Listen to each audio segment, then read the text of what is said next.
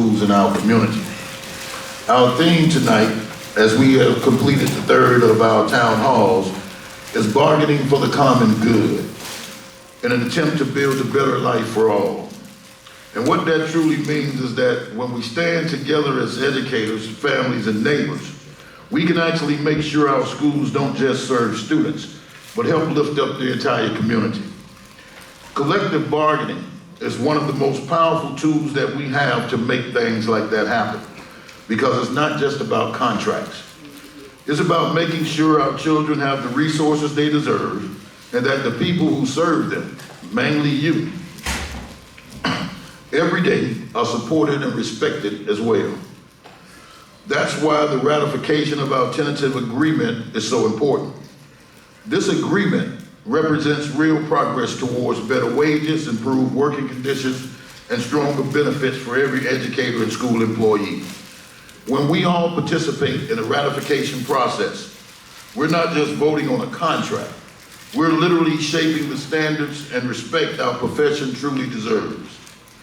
And just as vital is our PERC recertification election. You know, each of you should have already received the mail-in ballot, and returning that ballot ensures that the United Teachers of Dade remains your exclusive bargaining agent. This is how we keep our collective voices strong and our right to bargain protected. Every ballot matters. Every vote reinforces our power to advocate for the schools and students we serve. We will also spend some time this evening discussing the 2026 referendum renewal.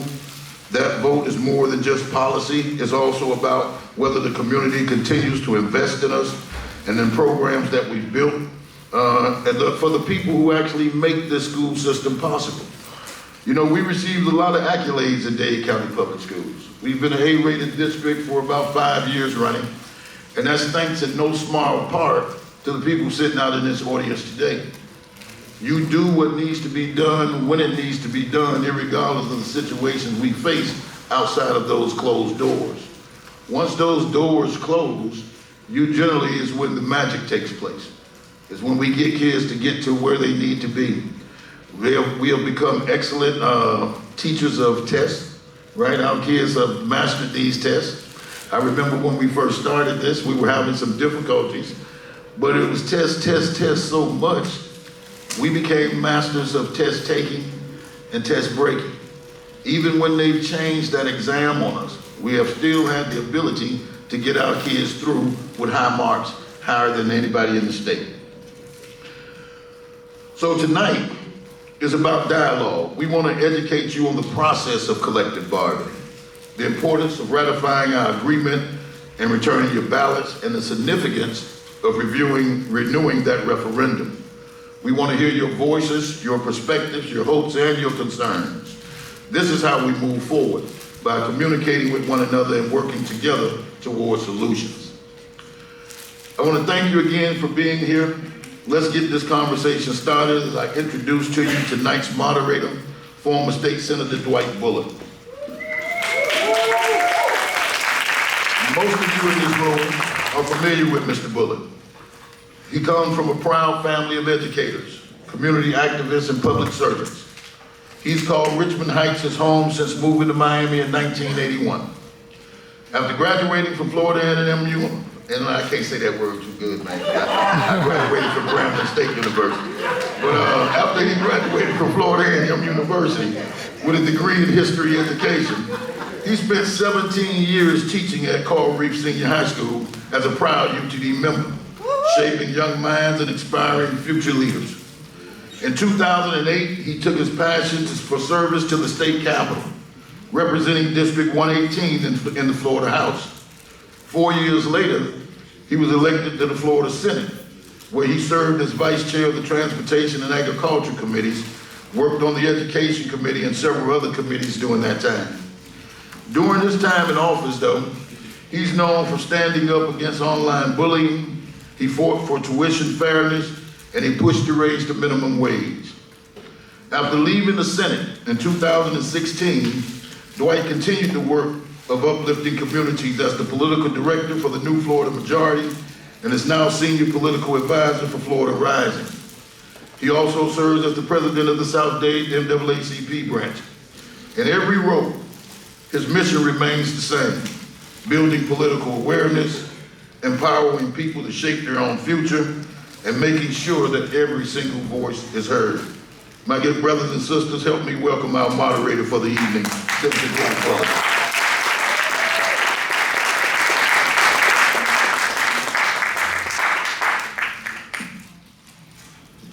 Well, I'll share with you, like the current president shared with his first two wives. I'm not here to hold you long. And we're going to go ahead and bring up the officers from UTD.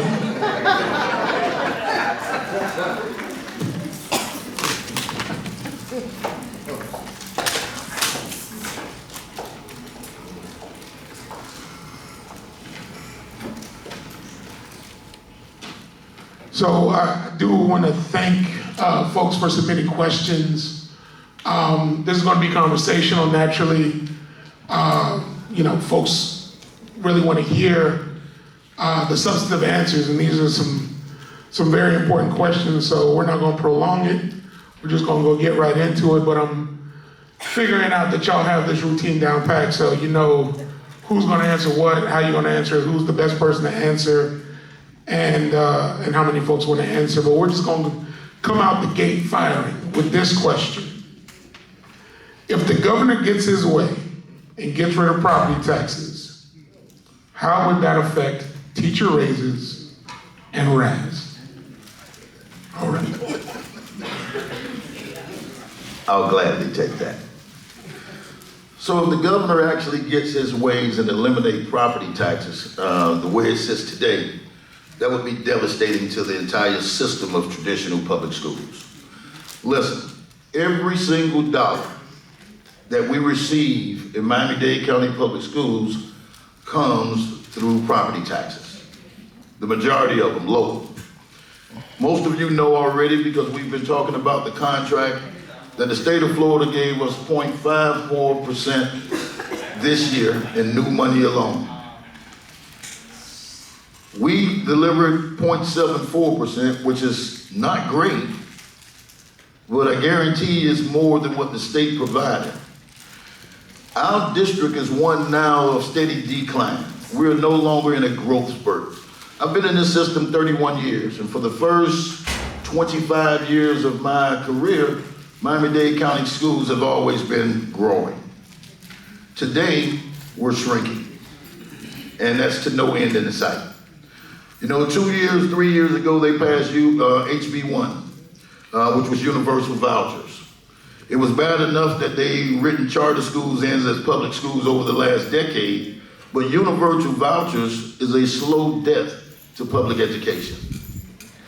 Currently, they spend about $4 billion a year on universal voucher programs. And that's for the minority of students. 80% of students in Miami-Dade County still attend traditional public schools, but we don't get the money to sustain that. Dade County Public Schools is the third largest or fourth largest district in the country, depending on who you ask. We used to serve 360,000 students. It's now about 260,000 students. And you should know that our funding is tied to FTEs, right? That's per student spending. Right now, the state currently gives about $9,000 a student. But we have a tremendous amount of them now that are taking universal vouchers with no caps, which means we're subsidizing rich people, private schools, who have been paying for private schools since private schools have existed. We've told them no need to pay your own money anymore. We're going to give you some of the money from our traditional schools. None of this is fair, but the truth of the matter is life has never been fair to most of us. We only get what we're willing to put into it. So when you talk about eliminating property taxes, you have to understand that, do you want the rest of your services to be diminished as well? Because that not only affects us as educators, that affects our police, our fire departments, our parks and recreations, all the things we come accustomed to having as citizens. So that would be a very bad move, especially since they have nothing in place to to replace the income, the resources that would be lost through that. Thank you for that. Kind of sticking with the state and some of the shenanigans that go on up in Tallahassee. What does it mean that we are a donor county and there is one pot of money for salaries and health care? Can you explain that or break that down for folks? So back in 2008, we had somebody who was in the House, and he wanted to be Speaker of the House.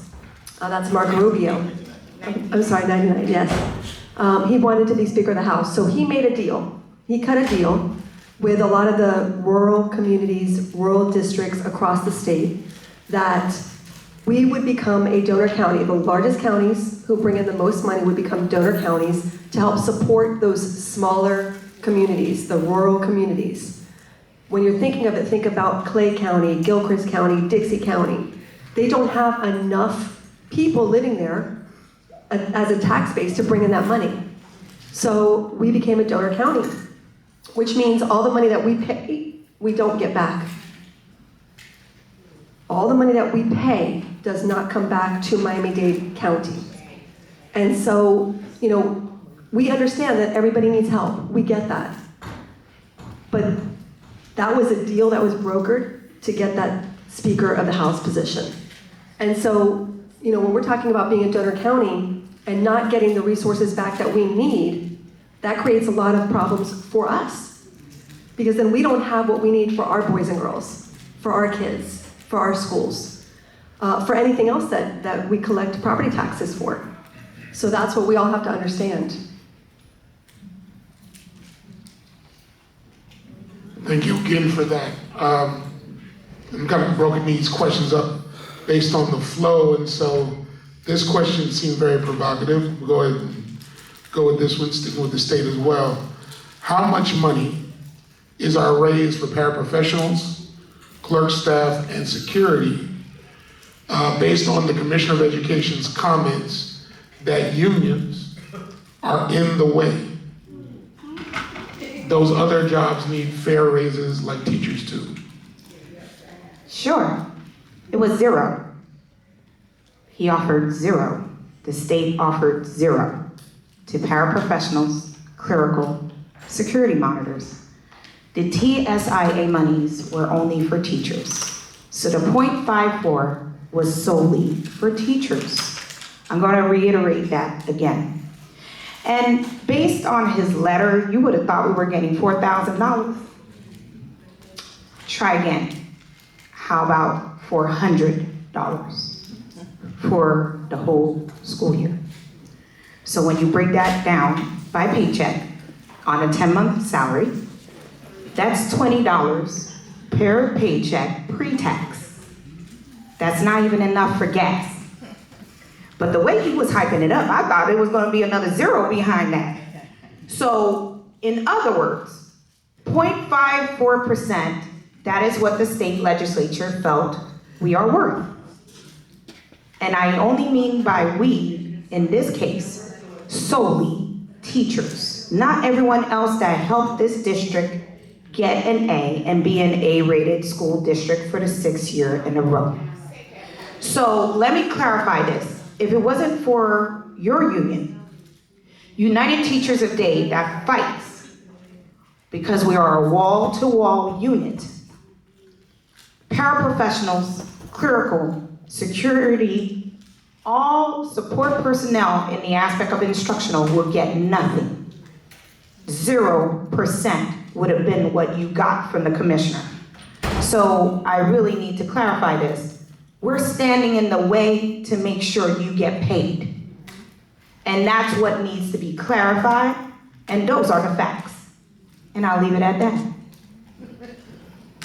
All right. Mic drop moment. This is the part of the housekeeping where the old senator in me has to remind folks that yesterday there were 2 state elections in New Jersey and Virginia. They chose a new governor in both states. And a gentle reminder that Florida will be doing the same in less than a year. And that person does appoint, I repeat, appoint the State Commissioner of Education. So just keep that in your back pocket. So we're gonna take a little trip down south to our school board for this question. I've watched 2 school board meetings and heard UTD talk about efficiencies. How does efficiencies affect my pay?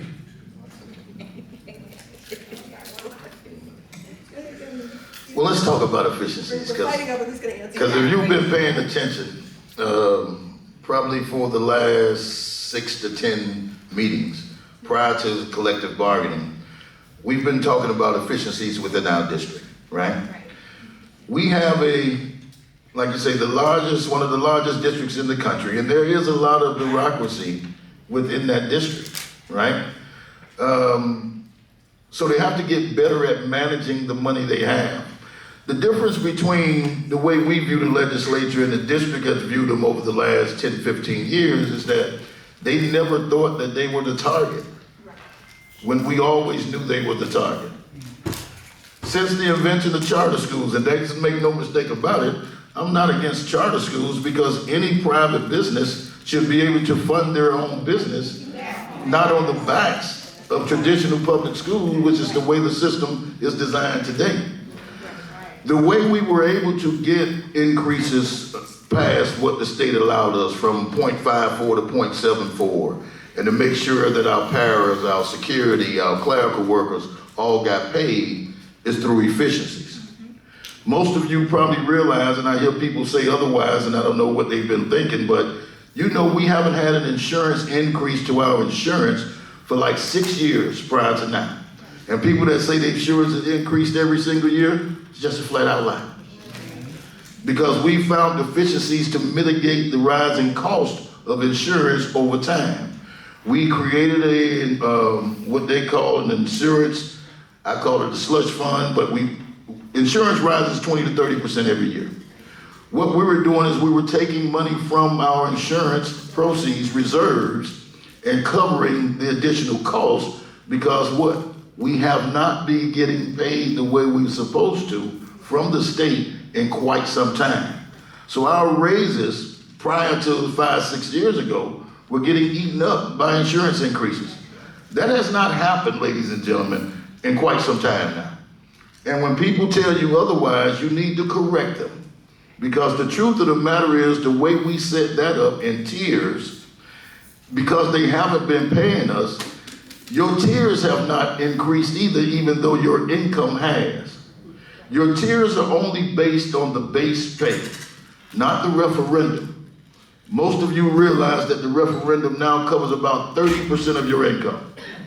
So when people say, what have you done for me lately? You only got me 0.74%. Those people are not really being honest with themselves. Every single dollar that we give you, the entire 4% that you're going to get after ratification, is FRS eligible. That means it counts just like any other dollar you get paid. Every single one of them. So even though we have to cobble together money from different buckets, for lack of a better term, to make sure we can get you to 3-4%, all of that money means the same when it hits your bank account. There's no deviation in this money can only go here and this money goes there. It's all retirement eligible. It all increases your pay each and every year. And if you're experienced, like a lot of people I know in this room, you have seen dramatic increases in your pay since we've gotten that referendum in 2018. A lot of people won't tell you, but I remember when the max pay was $72,000. We have teachers now making $90,000 in excess of $100,000 if they're being honest with you, if they've been in this system for quite some time. Those people who consider themselves or continue to say they're not making any money, I call a lie when I hear one. And that's what we all have to do. So also talking about efficiencies, the student enrollment has decreased over the last 10 years. Student enrollment has decreased. Teacher numbers have decreased. Yes. Administration numbers, especially at the district level, have increased. So That's unbelievable to even think that you're hiring more people at the district level when our teachers and students are dropping. It should be commensurate. Those admins they have to do the same thing. We're not saying fire people, just don't fill those spots. Don't fill those spots. And we have some schools that are sitting with 150 kids with a principal, an assistant principal. Why? And we've talked, they all have secretary treasurers, the registrars. If there are two elementary schools within a mile of each other, and they're both sitting at 150 kids, they could have one principal for both those schools. But they could also have a principal secretary for both those schools. Again, we're not saying just take away admins. We're saying we have to be more efficient across the board. Because if not, it's going to get worse. It's going to get worse because the numbers, like Tony said earlier, are decreasing. 14,000 students this year alone.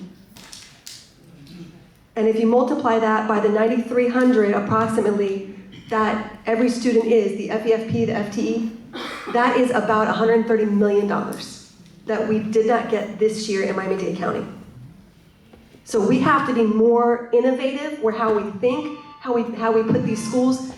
We can't have 100 kids in a school when there's co-location that might be coming in, taking the other 300 or 400 seats. Because that's what they are going to be able to do. Co-location is something that we need to be very aware of in our communities and in our schools. November 11th is the date that all of the charter schools can put in to be a co-location with a regular public school. Yeah. They can pick and choose. Can you explain what that is? Sure. Co-location is a hostile takeover of a public building by an outside entity that pays no rent, no food bill, no transportation, no electrical costs, or anything. So co-location, and matter of fact, we gotta educate you more on this because this is another piece of legislation that did not go through the process. Remember last legislation session, after it was over in the 60 days, they called a special session that lasted 62 days. Everybody remember that? On the 62nd day, they took a $500 million, let me just call it what it is, bribe, to bring a group out of New York City called Success Academy down to Miami. And then they changed the rules for what low-performing schools are. They're no longer low-performing schools. Now they're going to low enrollment because we're in a natural cycle here in Miami-Dade County where communities change, right? The place where your mother lived, and she probably still lives there, her kids and their kids have moved someplace else. So these communities have a natural decline that eventually comes back. What they're doing is they're trying to seize public property and put it in the hands of private vendors.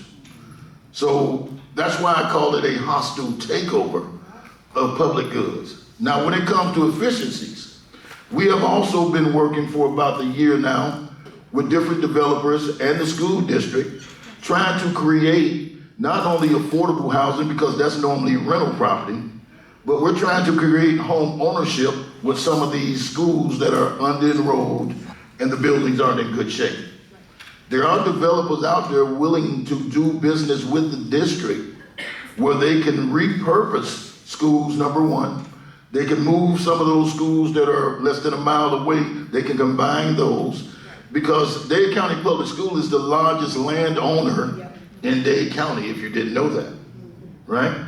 So they have the opportunity to repurpose their land for things that are important now before co-location makes that hostile turnover. And that's another one of the efficiencies we've been talking about. We have schools that sit on 9 acres, 12 acres, right? Because you notice when we tear down schools, the other schools remains open. We just knock that one down and build one on the other side, right? Everybody ever notice that? That's a lot of land, people. We have enough land that if they chose to stop moving so slow, they can get ahead of the co-location crisis and utilize their own land before it's usurped by the Florida government. They always talk about maintaining control and making smaller government. People, open your eyes.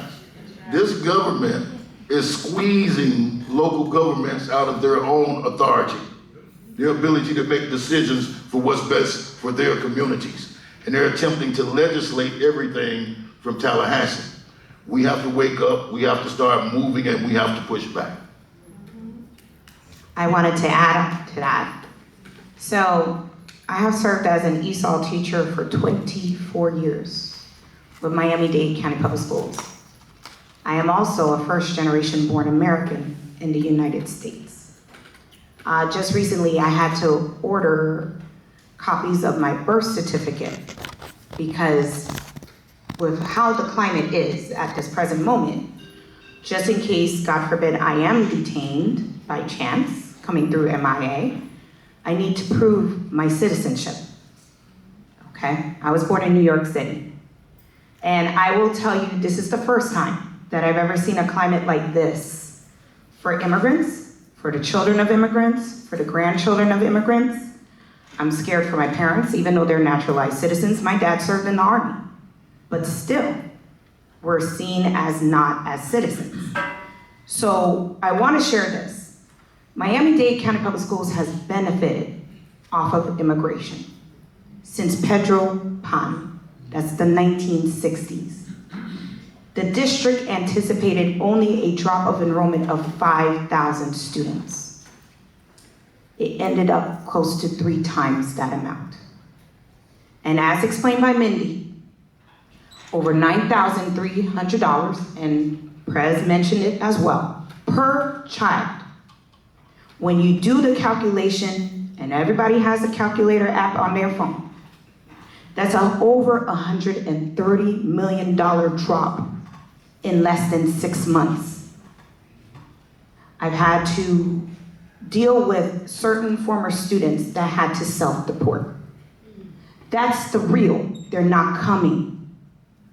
So we have to prepare for the decline. Now with that, that also has consequences with finance, which is why the district offered the .20. That's all they got. I hate to say it, but they broke. So when people ask, well, why is the base so low? Why? You can't make money appear like it's monopoly money. You have to deal with what you have. And when you don't have it, you can't offer it. They didn't anticipate a drop like that. But with certain policies that changed, which greatly affected this city, that is why we had that staunch drop. That's the real.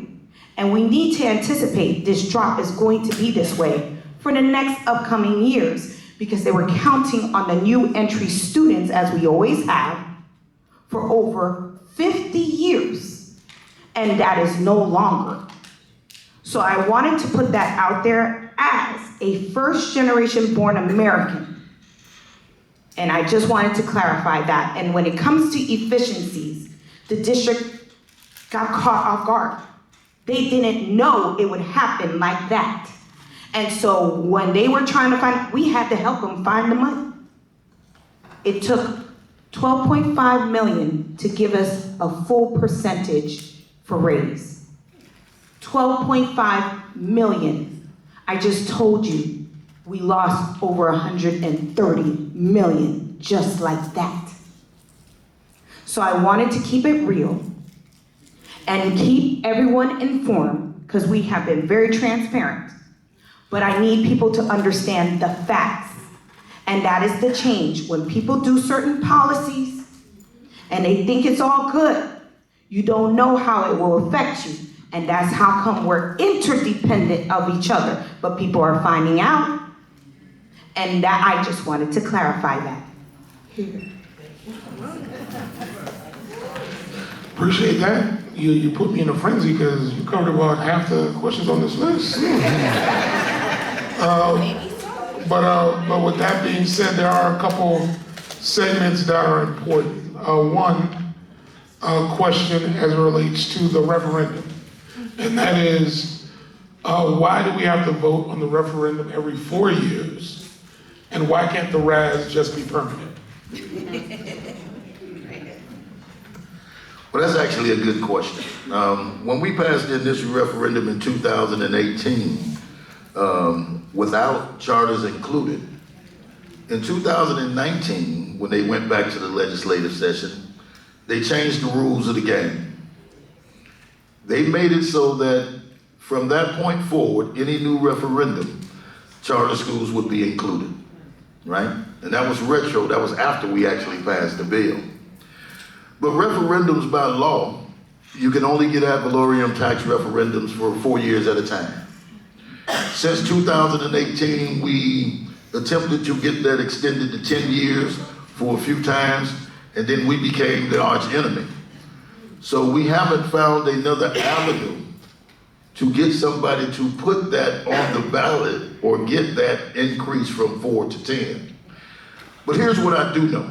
Since the inceptions of referendums, I only know 2 of them that have not been renewed since their inception, and one was in Hillsborough County, because they stopped promoting it. They assumed that they will get it every year. And remember, you gotta still put in the work, right? Even though we understand our community loves us, our community has already told us time and time again that they will go to bat for us when it comes to this referendum. When we get to this 2026 referendum, which next November, we gotta once again put in the work to make sure that it's fruitful. The 2018 referendum, UTD invested about $600,000 into that. Well worth every penny. The district cannot use money from the state to campaign for referendums. So we carried the bulk of that load in 2018. We did have a partner in Superintendent Caballo who had an outside foundation that made contributions to that campaign, but that was only about half of what we put in as a union. In 2022, we spent well over $1 million on that same referendum. But ladies and gentlemen, it's well worth it.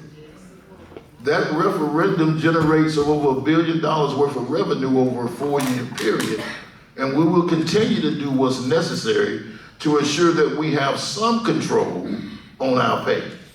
Because some portions we have zero control over what they send us. But the referendum is the only portion we still have full control of how we distribute it and who it goes to. So that's how the referendum works. Appreciate that. Again, just a quick public service announcement from the crazy folks in Tallahassee. I was up in Hillsborough. I was up in Hillsborough County about a week and a half ago, listening to their legislative delegation, and so Hillsborough is actually proposing a bill to make their superintendent an elected position. Now, the reason I bring this to the good folks in Miami-Dade is that if you know anything about Tallahassee, all it takes is a wiggle of the nose and a snap of the fingers to add all the other counties that don't have an elected superintendent to a bill like that. So I just want to make sure you keep an eye out for some of the further changes that folks are trying to make. If you think things can get bad, go to a county where there's an elected superintendent, meaning that the local volunteer fire chief, the clerk of the store, the gas station owner can all of a sudden now run the entire school system for a county. There's an inherent danger in that, so I just want to lift that up for folks to make sure you keep an eye on that because session starts in January. All right, we know healthcare is top of mind for a lot of folks in this current climate and moment, so I'm going to combine these 2 quick questions. One is, how will an increase in base pay impact my insurance costs? Explain that. And then also, why is there an increase for spouses, domestic partners for healthcare. Let the ladies handle that. All right, so the first question is, how will the increase in base pay impact the healthcare? So this increase this year will not impact healthcare. The salary bands are based on last year, June of 2024 salary. So any increase this year will not impact that. And remember, it's based on your base salary. Those salary bands are based on your base salary only. The second question was spousal coverage. Why did the cost go up? Because they cost us 300% more than our active employees. Spousal coverage, people that have their spouses on, costs the district, us, because remember we're self-insured, 300% more than active employees. So they're expensive. And by law, the district does not even need to cover them.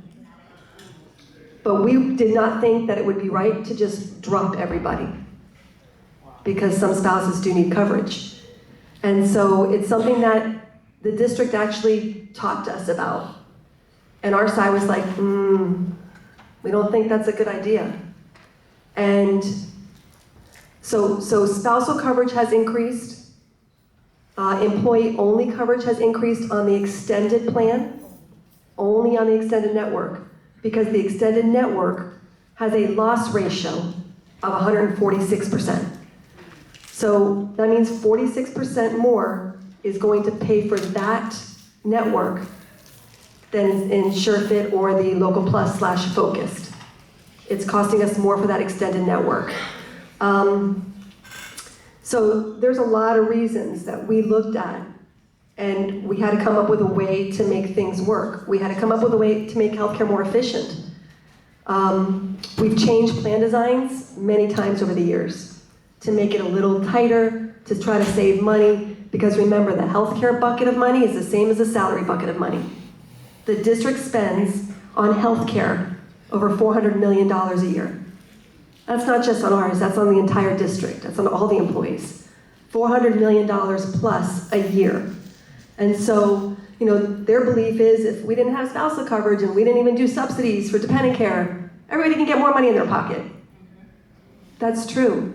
Broward County, north of us, does not give dependent care subsidies. Any. Zero. Children, spouse, nothing. Adult children, no. They do not give any subsidies for children. That has to come out of their pocket completely. And we know the cost of healthcare is horrible, and it's getting worse. And so that was a way for us to try to save some money, make sure that we are still covering spouses if they need to be covered. But again, it's expensive. No increase to children, correct.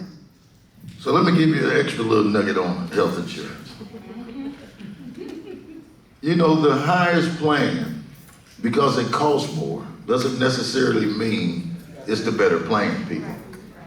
And a lot of times we get caught up in this conundrum that if I pay more for it, it must be better. It's not necessarily better. It might have a larger network, but every plan we have has a decent enough network to take care of your needs. So if you're on the extended plan right now, especially if you have a spouse on there, or if you're just you and your kids, you can save money right away from coming from the extended network to the focused network, and it probably costs you less than it cost you last year. Because the increase is not that high in that network, and the loss ratio is not that high. If you go from the focused network to the SureFit, you can eliminate increases that way as well, because obviously you'll have a narrower network, but you still have a network to meet your needs. A lot of times we have to figure out is sticking with one doctor forever, when we know there's thousands of doctors out there that are qualified and certified, and pay $4,000 more for insurance than I could pay by coming to another tier. You have to make real decisions this time. And we live in a state that always talks about choice, right? but they give us a lot of false choices, right? This is a real choice that you have to sit down with your family and figure out, if I do this and go from here to here, I can save this, I can still get the coverage that me and my family need, and I can reap all of the benefits of my rate. But these are decisions that you have to sit down and make. That's why we try to make sure you're as educated on this tentative agreement as you possibly can when it comes to insurance. Nobody really likes insurance or understands insurance until they need it, right? But right now, we're in the process of negotiating a new insurance contract for the next 5 to 7 years. The last 5 to 7 years, most of you know we've been under Cigna. Even though we've been self-insured, our district really hasn't acted like they were self-insured because they were allowing Cigna to manipulate the system so much where money that we could have gotten back for salaries, we were not getting back. But right now, we're in the process of renegotiating insurance carriers for the next 5 to 7 years, and there are some acts that we're asking now that's not included in that last contract. For example, believe it or not, Cigna does not allow you to audit the claims. That's like buying a car without driving it or looking under the hood. They did a 200 count audit, is all they allowed the district to do. The last one they failed, there were actually no consequences because at the end of the 5 years, they awarded them 2 additional years to make the 7. We're in the process now of trying to change that moving forward because we know there's a lot of money in insurance carriers. They always want to talk about things that are, what do they call it, confidential, exempt, but they use another term. What's the term they use? It's supposed to be proprietary, right? Which means they don't want to tell you how much it costs actually for you to get the services that you're getting, which is a little ridiculous when you think about it. But they've been getting away with things like this for a while. This is part of the efficiency conversation we were talking about earlier. We have to become more efficient even when it comes to our insurance and our insurance carriers, because that's the only way we're going to survive a steady decline. So you guys are lucky in the South because there's one of our executive board members is here tonight, Seth Patterson. He is a healthcare expert. He sits on the subcommittee, the healthcare subcommittee for the district, for us against the district, in collaboration with the district. It depends on the day. But he's very knowledgeable. And so something else that I want to share with you, and the district has had this in place for a while. Nobody really knows about it. It's called Lantern. It used to be called Surgery Plus. Lantern is a platform that allows you to go in and you can go and look for a provider. For example, if you have carpal tunnel, a lot of teachers get carpal tunnel from writing so much. If you have carpal tunnel and you need to have a surgery done, if you go on to Lantern, they will find you an expert in your area, a little further away in your area. You don't have to pay a dime for the surgery. Not 1 cent. Not 1 cent. No copay, no nothing. If they don't have an expert near you and you have to drive 2 hours, they will pay for your mileage. They will pay for you to travel if you need to fly somewhere to have a procedure done. And along with a companion to accompany you. No charge. So if you're willing, if you have something that you need to drive or travel, fly somewhere, and it's going to save you $4,000 on a procedure. I drive 2 hours to save $4,000. That is a huge amount of money in our pockets that we don't have to put out. The district had not been really advertising it enough. And so that's one of the things, if you look at our agreement in the letter of the memo of understanding, which is the healthcare memo, we've added that language about Lantern because we found it to be very beneficial if it saves you money that you don't have to pay out of your own pocket. And for some procedures, you get paid. So if you use Healthcare Blue Book, how many of you know about Healthcare Blue Book? Yeah, you should know a little bit more about Healthcare Blue Book. That's also something we may put into the contract because we need people to understand how it can save you money. If you have a colonoscopy and you go through Healthcare Blue Book, you'll get $150 back. If you do it through Lantern, you'll get $500 back. Right. Right. If you do it through Lantern, you would get $500 back. So we were finding all this stuff out by chance. I actually called, we were in negotiations, we had a caucus, I got on the phone, I called them, I was like, let's pretend I need something. And they started sharing this information. I said, nobody knows this. Even the people on the district side had no idea. And so we said, we need to make sure that all of you know about these. These are benefits that we have already. And if you have any of your dependents on your medical, Lantern automatically covers them as well. No charge to you. So that's important to know. I wanted to add this. We are in the business of taking care of other people's children. And self-care is imperative for all. I can't stress that. We're always focused on other people's children. And quite often we neglect ourselves, and sometimes we don't know enough for our own children, right? Because we're too tired. So when Mindy mentioned about the fact that Broward doesn't give subsidies for children, I have you to know that was actually on the table for them to cut the subsidies for children. And as I'm sure you saw President White on a recent newscast regarding immunizations, yes? And regarding what the state Surgeon General said, right? Right. And so children are our greatest gifts. We know this. So the protection of children should also be the greatest important thing as well. Without proper insurance coverage for children, how would they get the proper health care?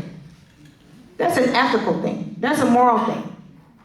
So for the suggestion to cut subsidies for children when you also have teachers that may be single parents, with all the increases in insurance and etc., it wasn't a second thought to us. It was a no. We're not cutting that. You're not going to do that.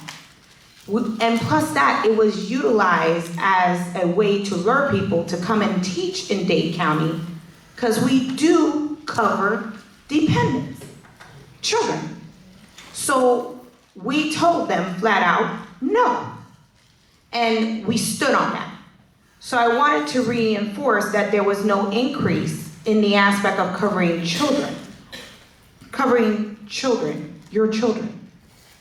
So spouses is a whole different story, and we already clarified that about the 300%, but I wanted to re-emphasize that. It wasn't just protecting you all, but also your children.